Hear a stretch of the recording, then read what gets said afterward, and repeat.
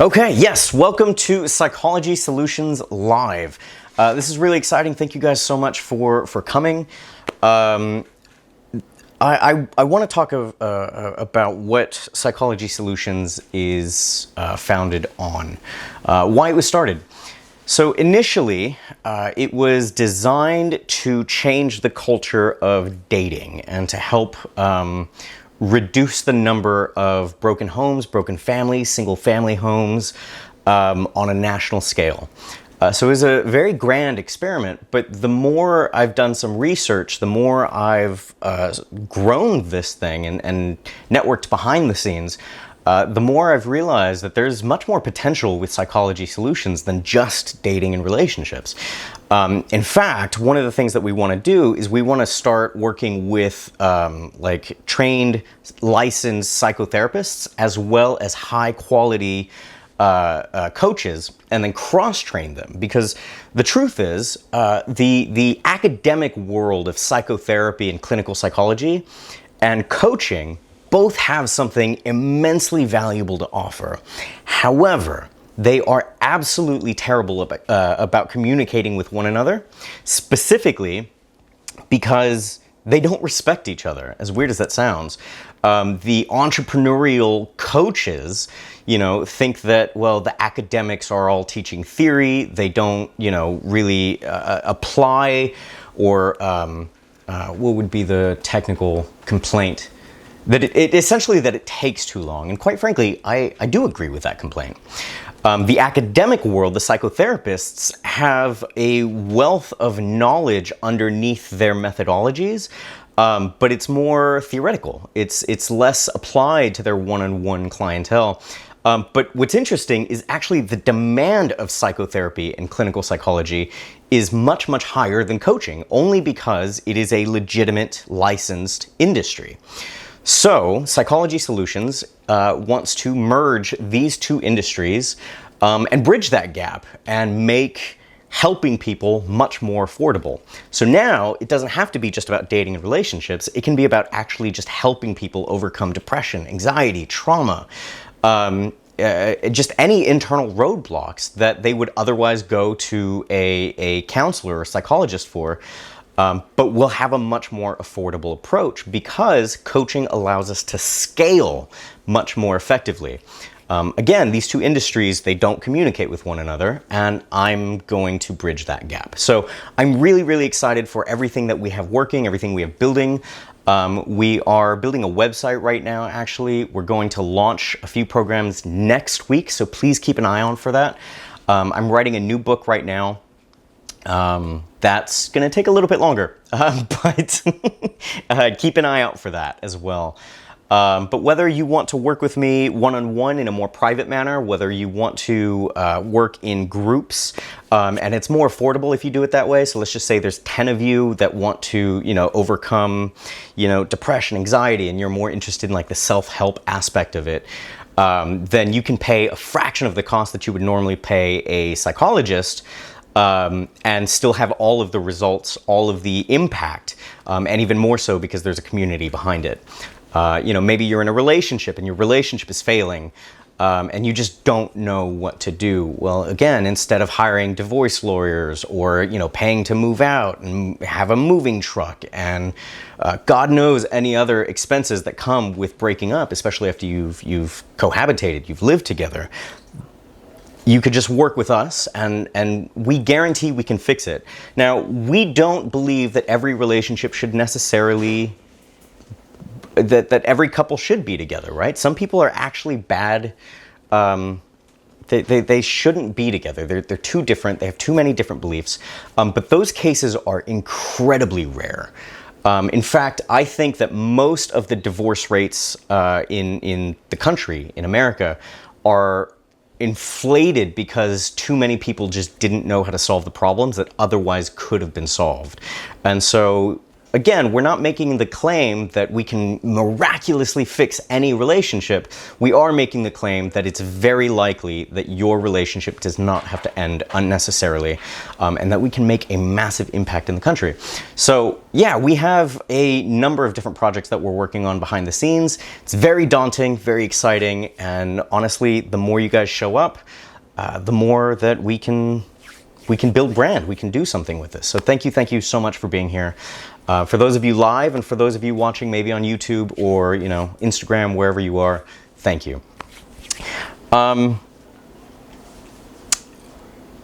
of the things worth knowing with regards to managing your life, right? Not so much managing your time, but managing your life, is that there's really 3 elements to everyone's life, every single individual. I don't care what culture you are, I don't care what nationality, I don't care what your lifestyle is, I don't care what your sex is. We all have the same 3 aspects to our day-to-day lives, which is our personal life, you know, what we do on our downtime, our relationships, and then our work, our mission, our business, right? Those 3 things probably cover the majority of everything we do other than, you know, sleeping. Yeah, so those 3 elements, right? Who you are, what you do in your downtime, your relationships, and your work. So obviously some people have incredibly ambitious lives, right? They are absolutely workaholics. They work 16-hour days, in which case my advice for them, you know, may be radically different than it would be for somebody that, you know, works 8 hours a day, has a lot of downtime, used to have hobbies, doesn't really anymore, right? Those are 2 very different people. But the psychology behind our mental states, where we are mentally, has everything to do with whether or not we'll take action. The strategies might be different, but it just comes down to psychology. So for example, let's just say, you know, somebody wants help with overcoming depression, right? Maybe they need to get out more. They're naturally more extroverted, but they went through a bad breakup, they lost a job, what have you. Helping somebody overcome this emotional roadblock, right? Because there's people that are just clinically depressed, which is to say that they have, you know, their neurochemicals are out of balance. And then there's people that are depressed because their life is actually falling apart, and not that they should be because I think so, but they should be depressed, right? Like that's the appropriate time to be depressed, is when things are going wrong. How you overcome that is everything, right? And if you've ever been depressed, you know as well as I do that getting up to do something different is the last thing on your mind. It's just, you don't want to. You kind of want to sulk, you want to lay there. And the dangers of that are immense, because other areas of your life can fall apart. You can waste years of your life. And instead of doing that, honestly, we have affordable programs. We have free, you know, seminars like these that can teach you how to overcome these roadblocks, these hiccups. Whether you study meditation, whether you are a gym rat, you like to work out, maybe you're a runner, these are all incredible tools and resources to manage your own neurochemistry. So I grew up very depressed. I was actually diagnosed manic depressive bipolar. On top of that, with teenage hormones, I was, suicidal ideations. I remember I was watching an interview. I don't remember who it was, but it was a famous person. And they were saying, I'm so tired of being depressed that if I could jump in front of a bus and be consciously awake for every broken bone, torn ligament, and never be depressed again in a day in my life, I would jump in front of that bus without hesitation.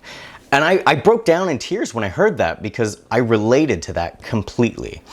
And so, you know, even with medicine, like, I just felt like it dulled me.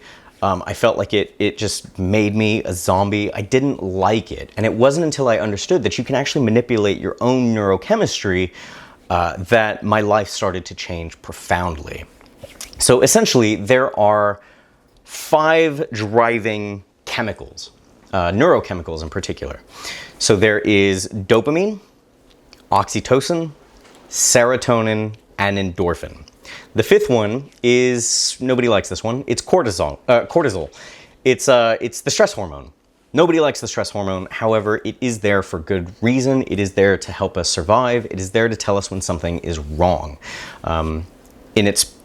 When it's working properly, it tells us to make a change in our lives. However, oftentimes people don't. They sulk. Dopamine is often referred to as the reward chemical. Dopamine is actually more associated with, we'll say, motivation than reward per se. It is a neuromodulator that is responsible for chemicals like adrenaline. It is the thing that allows us to take risks despite failure. You know what I mean? Like, let's just say you're starving and there's a piece of fruit hanging over a cliff. You would be willing to take that risk to eat something. That's dopamine telling you, hey, you need this thing despite the risks, go after it. The problem with dopamine is we become incredibly addicted to it when it's constantly released. So this is where addictions actually form, right? Gambling addictions, smoking addictions, sex addictions, you name it, any kind of addiction that can exist. A lot of people say, well, you can't be addicted to those things. That's not true. Anyone that says that doesn't understand a thing about neurochemistry. You absolutely can be addicted to those things because the more that you release dopamine, the more you build physical neural pathways in your brain.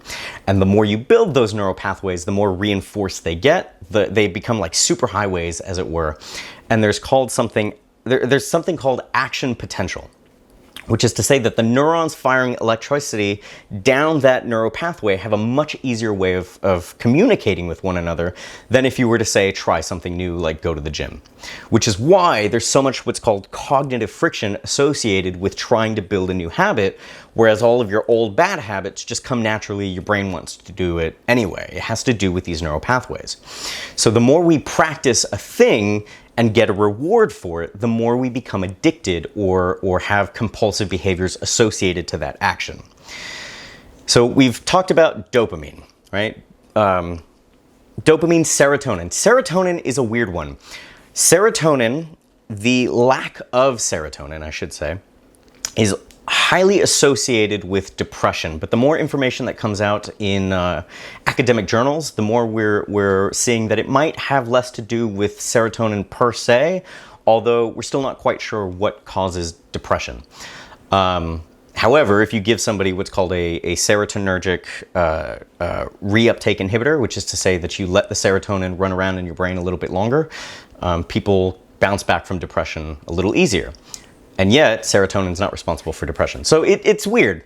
We're always learning about neuroscience and finding new advancements in that field. But trust me, I follow these things, I study them, and I can tell you firsthand that serotonin does help with depression. Whether it causes it or is the root cause of it, we can't say. But it does help with depression, for a fact. That's why they prescribe those medications. That's why people who have, well, I guess I should tell you what serotonin does.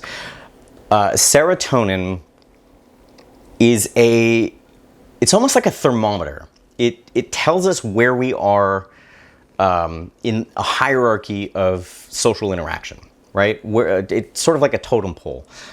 So a CEO of a company, the head of the family, the head of their organization or church, somebody that's surrounded by a lot of people that's behind them, that support them, that person typically has more serotonin associated in their brain. People who don't really have many friends, they have less serotonin, right? If they struggle to make friends, they have less serotonin.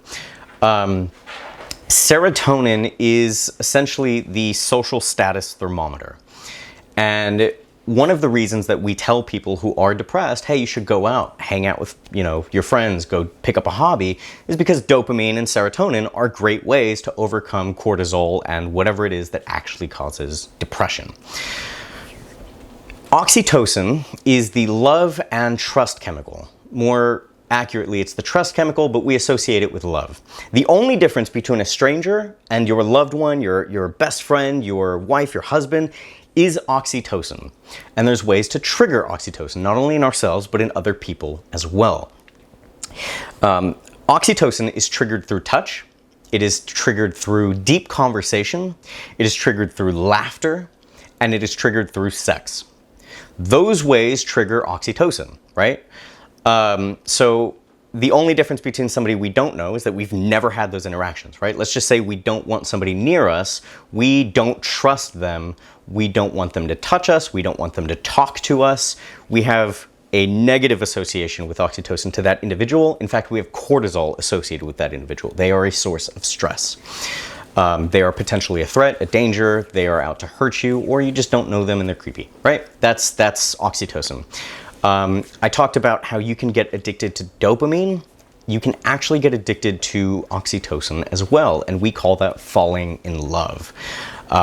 When you are madly in love with somebody and you've had your heart ripped out and it broke, you guys broke up, you go through depression, and more specifically, the neurons that have developed in your brain are having to die.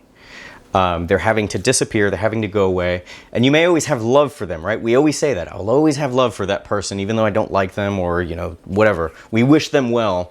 That's because that neural pathway already exists in your brain, and you can never actually get rid of it. You can just get rid of what's called the myelin sheath, which reinforces it, and more specifically, replace that oxytocin association with somebody else. It's kind of cheeky, but people say like the best way to get over somebody is to get under somebody else. That's a thing that actually exists because that's how the brain works from a neurochemical perspective. We don't always recommend that approach, but from a neurochemical perspective, that's exactly how it works, right? When you're trying to overcome any addiction, they never say willpower, right? Don't just go through willpower, replace the habit. And oxytocin is very similar in that regard. The fourth one is endorphin. Endorphin is a pain-killing agent, essentially. It's the runner's high. It is the thing that allows us to get a great pump where we feel great after working out, putting ourselves through tremendous stress. If you've ever taken a cold plunge and you're suffering because it's freezing and you come out, you feel great, or you go through, a sauna and you're dying because it's hot, you come out feeling great. Again, all of that is endorphin. When you understand how to manipulate these four chemicals in your brain, you are now playing the game of life properly. You are no longer subject to your emotional whims, as it were, especially if you feel more on the neurotic side or depressive side. So whether you're heartbroken or maybe you just feel like there's something wrong with your brain chemistry, you are not beyond help. You don't necessarily need medicine, right? Some people it does help them, and I'm not saying one way or another what you should or should not do. I am saying being able to take agency over these things does matter, and it does help a great deal for anyone that struggles with these things. So yeah, cortisol is the stress hormone. Nobody likes cortisol, but cortisol is incredibly useful. Cortisol tells us when there's a potential threat and how to perhaps approach it, especially if we're approaching it more consciously. Cortisol is a tricky one, though, because you kind of have to plan in advance for any stressful interaction. So let's just say, I'm helping a client with dating, right? And I go talk to that person, their body language says that they're open to interaction. That's the human being you should go approach and just be like, hi, my name is, right? And they're like, no way, I can't do that. That's stressful. And then, maybe they go and they just like run out of things to say and they feel like their brain's going a million miles an hour. Adrenaline is kicking in. And they just seem to not get anything out. That's because cortisol kicked in, and cortisol shuts down the prefrontal cortex. So when cortisol is released, it's too late. At that point, we no longer get to think. It's a survival mechanism. If you have a tiger in front of you or a threatening person with a gun or a knife, thinking is not going to save your life. You have to react. So the neural pathways that are already established in your brain take over. And that's how you're going to act. That's what you're going to do. So what I teach often is, I guess you could say like demonstrations. They're rehearsals. Hey, pretend you're dealing with somebody. What would you say to them? And then you kind of do it over and over and over visually. there's a few other strategies I use. There's actually 7. You want to condition the behavior and then ideally relate it to some higher meaning, right? A higher potential future that you're desperately wanting, right? Like maybe you've never had a quality relationship. Maybe you've never had a healthy relationship with your parents and you're afraid to confront them. There are ways to overcome these things. And going back to the coaching versus psychotherapy approach, psychotherapists will often ask you questions, and then in doing so, they allow you to become resourceful and be the hero of your story. It's a very beautiful approach. However, there's limitations, right? Because you're often sitting down on a couch, so you're passive. You might be closed off. You might be talking more monotone or quietly. You might be a little embarrassed. And so your body language, your physiology is actually, it's not facilitating growth in any way, shape, or form.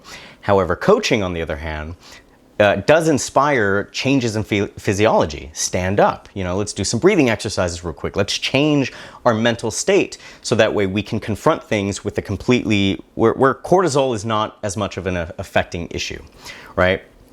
And you can also allow someone to still be the hero of their story by incorporating psychotherapeutic strategies with the effectiveness of coaching and results-based strategies between both industries. So that's what Psychology Solutions is all about.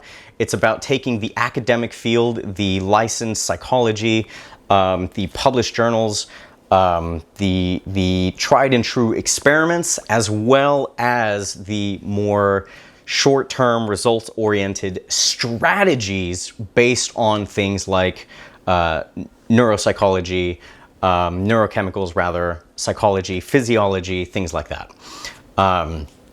So yeah, do we have any questions so far? That's pretty much a good stopping point for that. Sorry, I don't have any questions. Sorry. Cool, man. Did you learn anything though? Like, did you get any takeaways from it? Yeah, I like the first, like talking about the 3 values. Okay. Again. Yep. I thought that definitely, I feel like people really feel like, I think everybody has to, pay attention, that type of things. Mm-hmm. Yeah, we can overvalue work to the detriment of. I didn't get a chance to also listen closely to the end because I was kind of doing stuff in a minute. Yeah, no, I get you. But definitely that people are going more into the besides just relationship coaching, also getting down to to understanding themselves, in the same coaching you said. Mm-hmm. I took a lot of that as that to me is I feel like understanding yourself, for self first, then roll into relationship definitely helps a lot too, because you were telling me the past before, I was like, yeah, that makes sense, Yeah, awesome. Yeah, I'm glad that was helpful to you, man.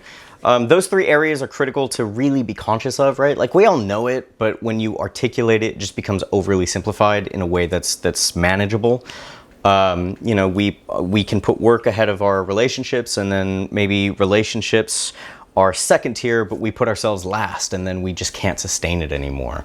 Or maybe we put ourselves first and everything else falls to the wayside, including our potential with regards to our careers, how we show up for our partners, that sort of thing. So we have to be very careful. There's a lot of give and take with those 3 dynamics. Unfortunately, it's impossible to have all 3 equally filled. So you kind of have to switch them around as your life dictates, right? If you have a partner that facilitates your growth in your business, then you and your partner need to have a conversation about, look, you are the love of my life, you are my deathbed partner. However, my time, energy, and focus needs to go more towards this business so that way I can take care of us. Do we agree on that, right? If you have a partner that gets jealous of the fact that you're spending so much time at work and doing business, then that relationship is definitely going to fall apart. And if you put yourself last because you're trying to keep it all together, then you're going to fall apart and everything else just falls to the wayside as well. So these are incredibly important, overly simple, but incredibly important tools to understand and utilize. And I have a wealth of knowledge on so many more tools. I specialize in personality theory. So understanding the social dynamics between individuals, between the sexes, between age gaps, even cultures. The way we perceive things, our political alignment, all of these things can be measured in various personality assessments and personality models proven by the academic field. They're tried and true, they're incredibly useful, and maybe we get to cover them one day. But again, yeah, these tools are pretty profound for anyone that's willing to seek help and overcome their issues. The problem is they're what I would call unknown unknowns. So like, for instance, with regards to like tax loopholes and benefits, like we know it exists, we just don't know what they are. And so there's some value if somebody's going to go, hey, do you want to like learn some tax benefits, right? Like, do you want to learn some tax loopholes? And you're like, yeah, some things I could learn about that I don't know about. Well, when it comes to psychology, self-help, dating, coaching, psychotherapy, people just don't even know that this material exists. They don't know that there's something lacking that they could benefit from with regards to this information. So it becomes incredibly hard to market. Your involvement in the Facebook group, encouraging people to attend these events, this is how we're going to spread brand, this is how we're going to grow, this is how we're going to change culture. But I do need your help, and I'm hoping to offer immense value in exchange for your willingness to just encourage other people to attend these things. So yeah, I'm glad you got some value from it, Jeremy. Cal, Teresa, caller. I do have a question. Go for it, Teresa. Sorry. Okay, so you talk a lot like with the 5 chemicals and depression. Like, how do those chemicals like play into anxiety? Yeah, anxiety. So actually, fun fact, the only difference between excitement and nervousness or anxiety is how you perceive the experience. Weirdly enough, so if you described the physiological symptoms of anxiety, right? Your heart rate increases, you take deeper breaths, you can feel like you're shaking, cortisol kicks in, so your brain starts running a million miles an hour, but it's not going anywhere productively, right? And yet, if you're incredibly excited about something, what happens? Your heart rate increases, your breathing gets more shallow and deeper.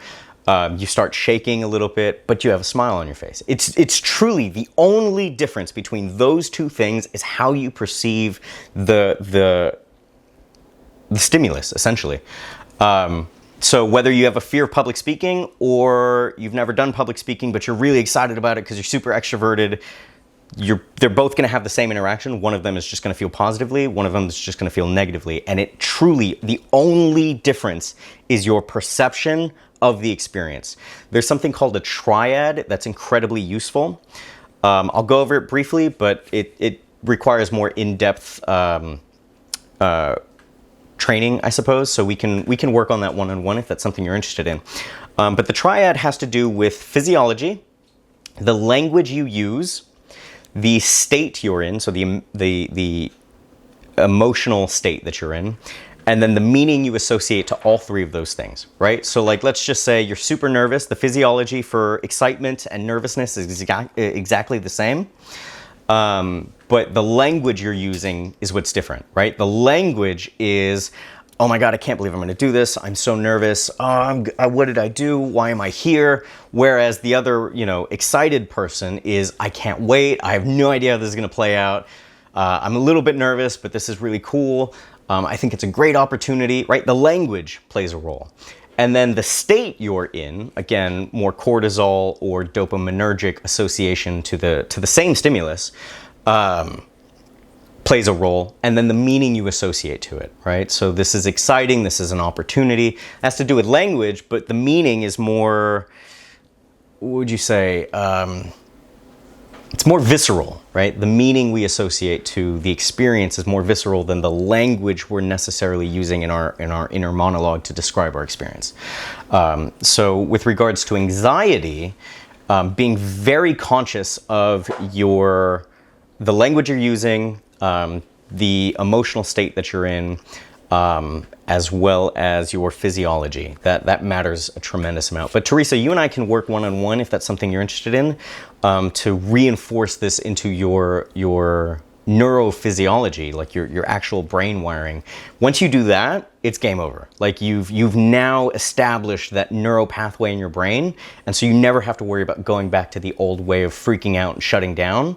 You've associated a new pathway with pleasure, and so you can overcome those things. That's how you get people to overcome social anxiety, by the way, is they have this stressful association to it until they get one-on-one training. Then they become competent. Then they become confident, right? Because the only way to get confident at anything is to become competent at it. And then anxiety just disappears. Now they're excited. Was that did that make sense to you? Yeah, that helps. And then like I know I tend to be like an overthinker. Mm-hmm. And would that go into like those chemicals and I guess maybe some of the anxiety? Yeah, for sure. Like, so remember, when cortisol kicks in, your brain feels like it's going a million miles an hour because of adrenaline.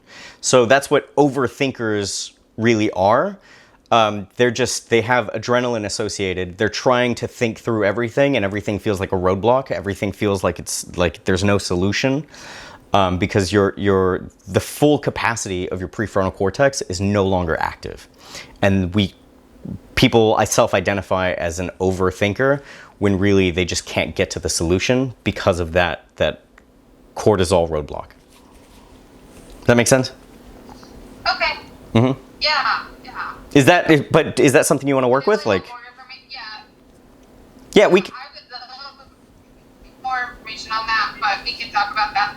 Yeah, we'll connect offline after this. But I'd absolutely love to help you. Yeah. Okay. Very cool. Yeah. Anyone else? Does anyone else have any questions? I think. So no question, but this is what I would say. Like, Okay. I've always been the logical guy, the math geek, and I come from East where people talk about seeing the universe as you want it to, or manifestation coach, or those people. And I think now I can draw lines between why people think the way they think and how it actually affects our brain chemistry. It's pretty interesting. So you're saying that you're familiar with like the manifestation, I guess like the aspect of that in regards to coaching, and Yeah, why? Okay. Yeah, basically they keep saying that if you want something, believe that you already have it and feel those emotions. For me, that's fucking hard. Like, I can't do it, right? Because I'm a very logical guy. Mm-hmm. Like, I'm not there, so I don't know what that feels like, right? But I understand where they're coming from. They're actually forming those pathways in their brain before it happens. And that actually makes it easy for them to now go get that thing. 100%. Because you're already in that mind space. And the reason people think it's woo-woo is they don't understand the psychology behind it. Actually, most manifestation coaches don't understand the psychology behind it either. They just know it works. Right. Yeah. Right. Mm-hmm. But yeah, that's exactly right. 100%. Also, a fun fact, I wanted to mention this, Cal. Men have more, I want to say it's gray matter. There's white matter and gray matter. I think men have more gray matter than women. And women have more white matter than men, which is to say that women have easier, they make emotional connections to different parts of their brain more efficiently than men do. And that's why men are often guilty of being, over compartmentalized with their trauma, right? They just compartmentalize it. Men experience emotions less, on average, men experience emotions less heightened than women do, positive and negative. Right, and I'm actually guilty of suppressing my emotions for a very long time. So yeah, and it could be a practice as well, so that's the thing. Yeah, much worse case. Yeah. Mm-hmm. Yeah, no, absolutely, man. Yeah, it's a good question. Yeah, well, observation, but yeah. Okay, anything else? That's it. Yeah. Cool. Teresa, I have a published book that I would love to recommend to you, as well as being able to talk with you offline and helping you out with the anxiety thing. I promise, guys, I'm making another book. I'm making other resources to help men as well. But right now, my old business was marketed specifically to women, so I'm more prepared to offer things to women. If you want to buy a book for your mother or your sister or your best friend who's a woman, I would strongly recommend this. Let me know. Actually, in the chat, if possible, is anybody interested in the book? I can go ahead and send you a link directly. If not, no worries. I'm in. Yeah? Okay. I'm interested. Okay. All right. Yeah, I can definitely send you a link to the book. Okay. Cool. Then, yeah, I think that's it. This was a great conversation, guys. Don't forget, we are launching our website as well as a few programs next week. So please, please, please be here next week because that's where the big news comes from. Cal, you've already gotten an insight into it, but we're not going to talk about that. You just got an insider entrance into it. You were actually the first one in. So, yeah, we'll keep that on the DL. But yeah, thank you guys. Actually, while we're recording, I'd like to take a snippet and maybe post it into the Facebook group and on social media. Did we get value from this? Like, did we like it? Was it useful? Was it worse than we expected? Better than we expected? I think it was clear. I like how you. Sorry, yeah, you go ahead, Teresa. My bad. Yeah. I was just saying that I like learning about like the 5 different chemicals and kind of learning a little bit more about them. Mm-hmm. It was kind of helpful to understand that it's not just cortisol that can be a problem, Yeah, exactly. but balancing them all together. Yeah. And Jeremy, you just thought it was clear. I enjoyed it. You understood it. I like how like you broke it down to make it more clear, understandable, and like not like making like using like really huge terms, and like you definitely like took the time to break down things easily. Cool. For sure. So I like that a lot, and makes it easier to understand because like as someone like like listening, I don't want to be like pausing like a video and have to Google a term real fast and then go back into it. I've done that before. I get it. But yeah, man, I'm glad you got some value. I'm glad it was broken down in a way that was easy to understand and digest. Hopefully it was actionable. But yeah, thank you guys so much for coming. Yeah, that concludes the seminar then and the Q&A. So have a great one, guys, and I'll chat with you offline. Thank you. You bet. Thank you. Bye. So if you love the content that you just listened to, please, please, please be sure to join our Patreon or our exclusive content members area where you can get the rest of the interview and the rest of the interaction. We want to be able to provide as much value to you as humanly possible. The goal of Psychology Solutions is to make it as affordable as possible and give as much value as humanly possible. So be sure to come over there and be sure to join our different options. You can ask Q&A, so you can ask me directly.